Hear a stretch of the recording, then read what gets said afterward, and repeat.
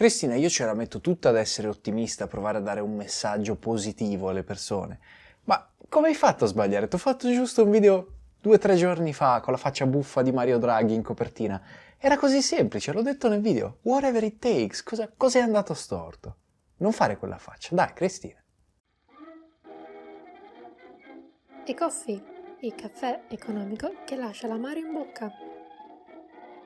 Perdonate la gag iniziale, ho 3 ore di sonno e vorrei tanto andare a dormire, ma le notizie che stanno uscendo in queste ore sono decisamente meritevoli di un video e quindi prima farò questo video, poi editerò, lo caricherò sul canale e poi andrò a dormire.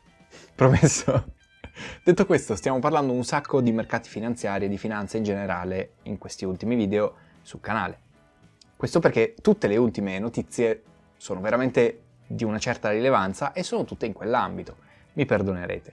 Io seguo le linee guida di tutti i divulgatori, si parla di quello che si sa. Non vi farò un video su coronavirus, su come funziona a livello biologico il coronavirus, non mi compete. Però i mercati finanziari sì, tutti gli effetti che ci sono, voglio raccontarveli, quindi procediamo con questo video. Nell'ultimo video su FTSE/MIB, che vi lascio qui in alto a destra se ve lo siete perso, abbiamo parlato di come la fiducia sia una questione centrale nella finanza, di come alcune parole dette da organismi esterni o comunque da persone molto influenti possono modificare l'andamento del mercato. Oggi partiamo proprio da qui. Cercherò di darvi degli elementi in più per capire fino in fondo quello che sta succedendo in questo momento. Ora, ho bisogno che facciate tesoro di questi elementi perché ricorrono sempre in qualsiasi situazione di crisi analoga a questa, quindi questo video si applica a qualunque crisi di questo tipo. Ci siamo lasciati lunedì con un tristissimo meno 11% nel nostro fantastico FTSE/MIB. Ora, che cosa è successo dopo? Un sacco di roba.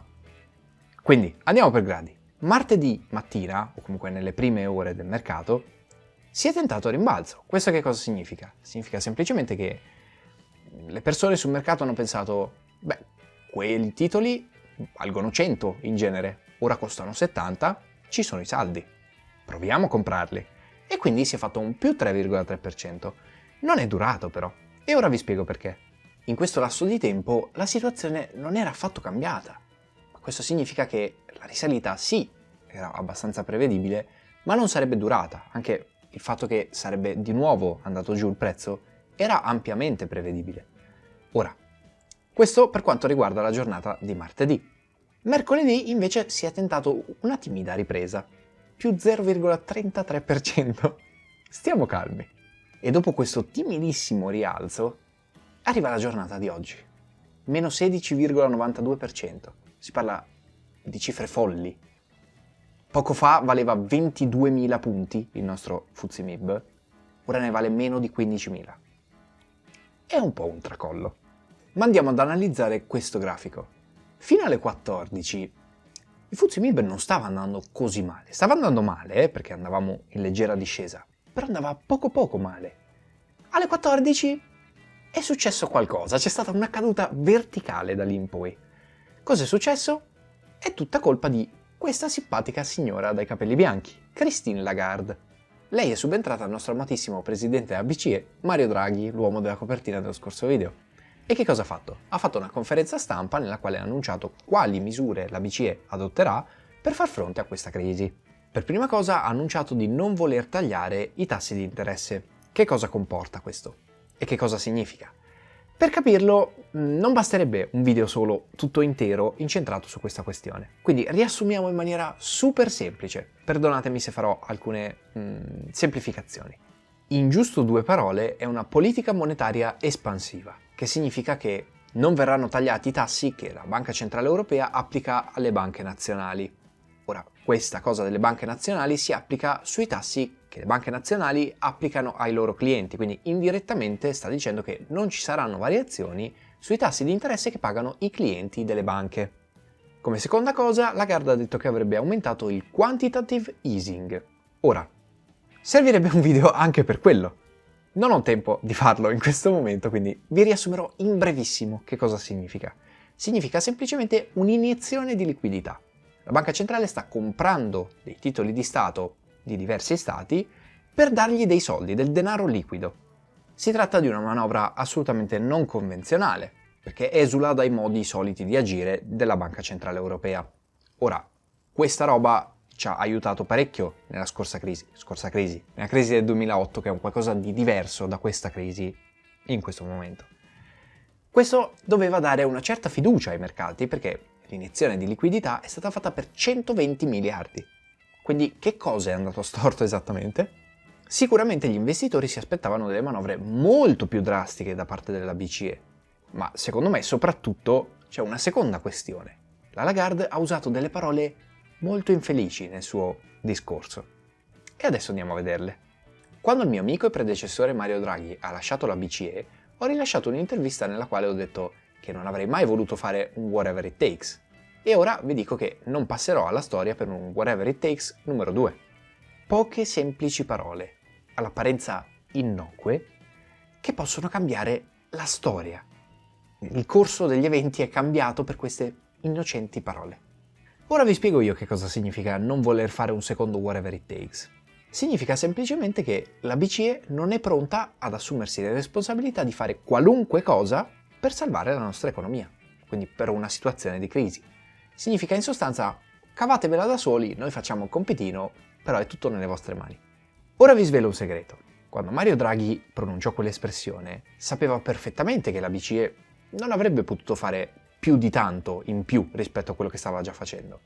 Quindi tecnicamente sarebbe stato un bluff. Ma è molto di più in realtà.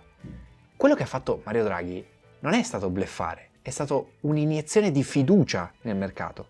E questo ha avuto effetti clamorosamente positivi. L'Europa ha rialzato la testa in un momento difficilissimo, in parte anche grazie ad aver pronunciato quelle parole, le parole giuste al momento giusto, cosa che non è stata fatta adesso.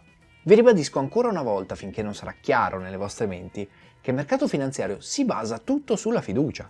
Io sto andando a investire sul mercato finanziario perché ho fiducia che i soldi che ho investito mi torneranno indietro con degli interessi. Sto comprando delle azioni Fiat perché sono fiducioso che la Fiat realizzerà dei dividendi che distribuirà.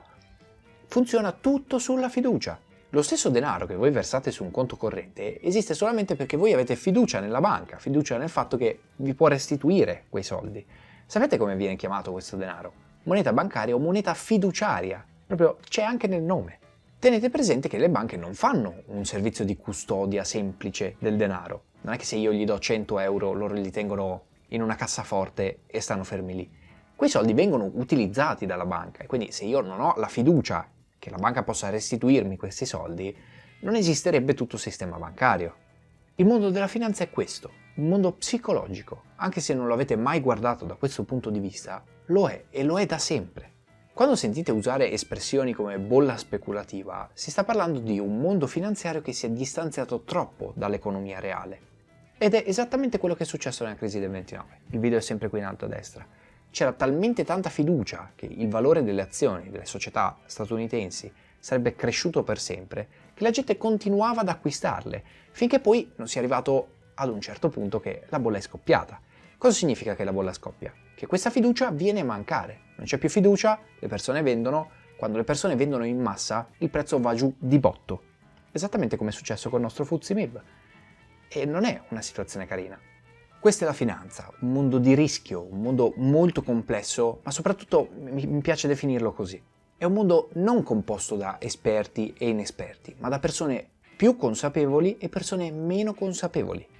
Bene, per questo video vi ho ammorbato abbastanza, quindi vi lascio con la curiosità economica del giorno e ci vediamo al prossimo video. Il termine borsa deriva dalle riunioni per determinare i valori di alcune merci che si tenevano a Bruges nel XV secolo, all'Hôtel des Bourses. Probabilmente ho sbagliato tutte le pronunce. Questo palazzo si chiamava così per via di un'antica famiglia aristocratica che si chiamava Van der Bourse.